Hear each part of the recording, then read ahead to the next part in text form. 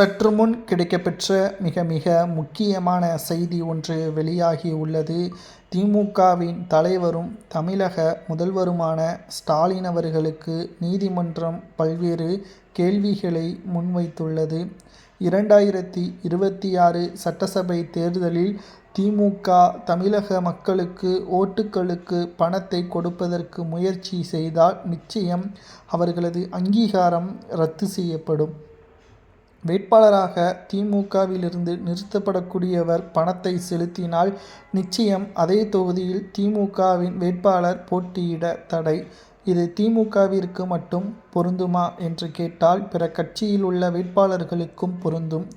ஆனால் தமிழகத்தை பொறுத்தளவிற்கு திமுக கடந்த 4.5 ஆண்டுகளில் நன்மை செய்திருந்தால் நிச்சயம் திமுகவை வெற்றியடைந்திருக்கும்.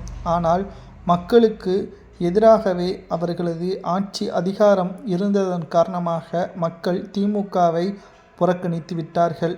இளைஞர்களும் பெண்களும் குறிப்பாக மகளிர் ஓட்டுக்கள் அனைத்தும் விஜய் அவர்களுக்கு வருவதாக மத்திய உள்துறை தகவல்கள் தற்பொழுது சமூக வலைதளங்களில் வைரலாக பரவி வருகிறது. ஒரு தேர்தலில் திமுக இந்த முறை சுமார் 1500 கோடி வரை செலவு செய்வதற்கு முன்வந்துள்ளது. ஒவ்வொரு தொகுதிகளிலும் 250 கோடி வரை செலவு செய்வதற்கான ஏற்பாடுகளையும் திட்டமிடப்பட்டுள்ளது. இதனால் வருகின்ற சட்டசபை தேர்தல் என்பது திமுகவிற்கு மட்டுமல்ல பல்வேறு கட்சிகளுக்கும் சவாலாகவே அமையும். மேலும் திமுக தனி பெரும்பான்மையுடன் ஆட்சி அமைப்பது கடினம். கூட்டாட்சி முறை அமலுக்கு வருவதற்கான சாத்தியக்கூறுகள் இருப்பதாக நம்மால் புரிந்து கொள்ள முடிகிறது. சரி, திராவிட முன்னேற்றக் கழகத்திற்கு நீதிமன்றம் பல்வேறு கேள்விகளை முன்வைத்துள்ளது.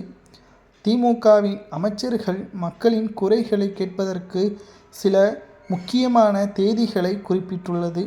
ஆனால் அதே தேதிகளில் அமைச்சர்கள் பொதுமக்களை சந்திக்காமல் இருப்பதற்கு காரணம் என்ன?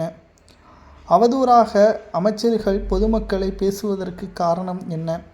வயது மூப்பு அமைச்சர்களை இவ்வாறு செய்வது நிச்சயம் இளம் தலைமுறையினர்களுக்கு மிகப்பெரிய பாதிப்பை ஏற்படுத்தும் என்ற குற்றச்சாட்டும் முன்வைக்கப்பட்டு வருகிறது. 2026 சட்டசபை தேர்தல் நடைபெறுவதற்கு இன்னும் 6 மாதங்களே இருக்கக்கூடிய நிலையில் பல்வேறு கேள்விகளை நீதிமன்றம் முன்வைத்திருப்பதால் ஸ்டாலின் அவர்கள் அதிர்ச்சியடைந்துள்ளார்.